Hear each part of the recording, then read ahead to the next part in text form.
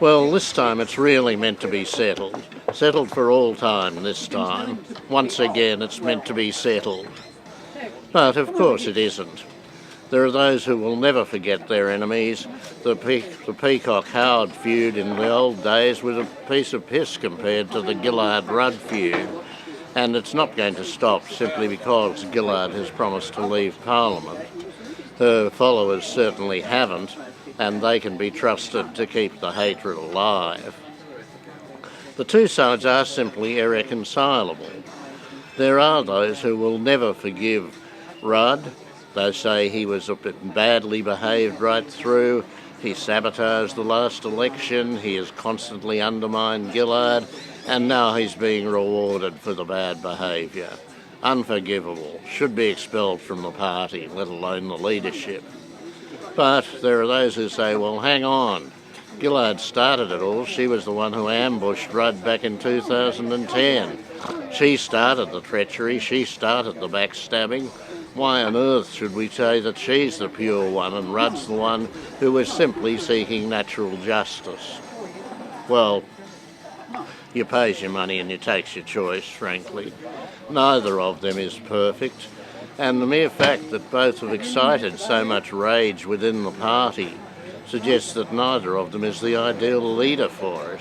Neither of them can even drag the Labor Party together, let alone the community as a whole.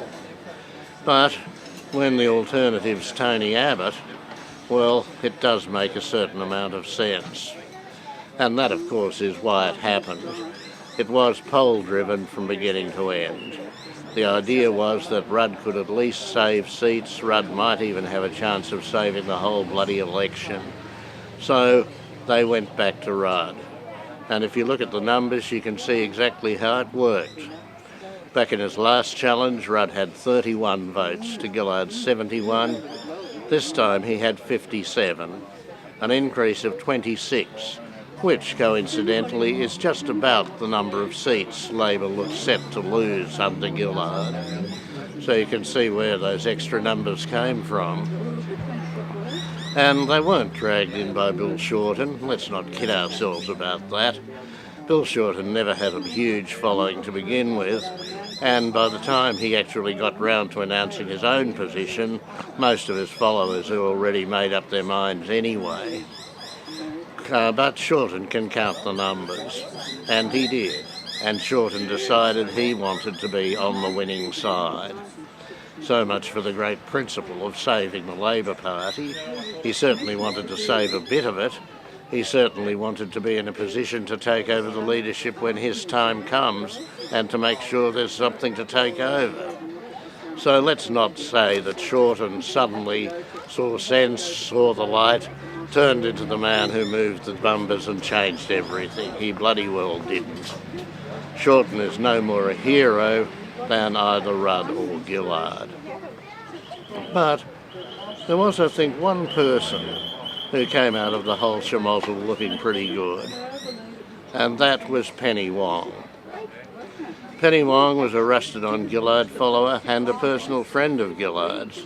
She'd acted very much as Gillard's shield during the 2010 election. The two were close. But Penny Wong changed. Penny Wong switched and she voted for Rudd. She didn't go on television first. She didn't try and make a heroine out of herself or a saviour of the party. She made up her own mind, and because she's an honourable person, she went and saw Gillard to tell her. She didn't talk to Rudd at any stage. And why did she do it? For the greater good. She made up her mind that her loyalty to Gillard, great as it was, had to be transcended by her loyalty to the party and her loyalty to the nation as a whole. It was a very hard decision. She says she agonised over it, and I believe her. And it wasn't done for any kind of personal advantage or personal salvation. Penny Wong is number one on her state Senate ticket in an absolutely safe position. She's untouchable. But she decided that this didn't matter, that what mattered was the salvation of the party and taking on Tony Abbott. So good on her. in these times when we need a few people who behave decently, people we can look up to. Penny Wong provided one for us. But, okay, what's going to happen next? Look, I don't know. I honestly can't see Kevin Rudd turning the election round.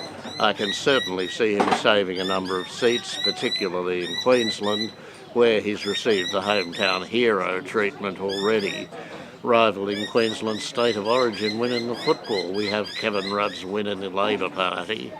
You can't get more honour than that in Queensland.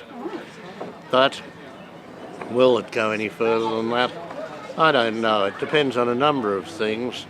And one of the things it depends on is whether the Gillard loyalists, the ones who've said they would eat their own eyeballs rather than vote for Kevin Rudd as leader, whether they come back.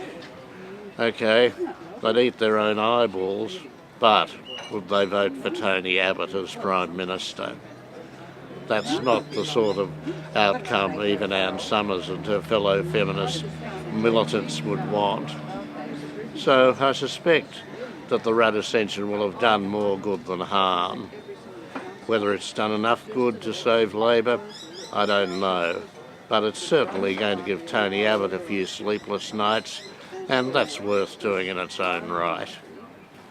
And for the moment, I'm Mungo McCallum.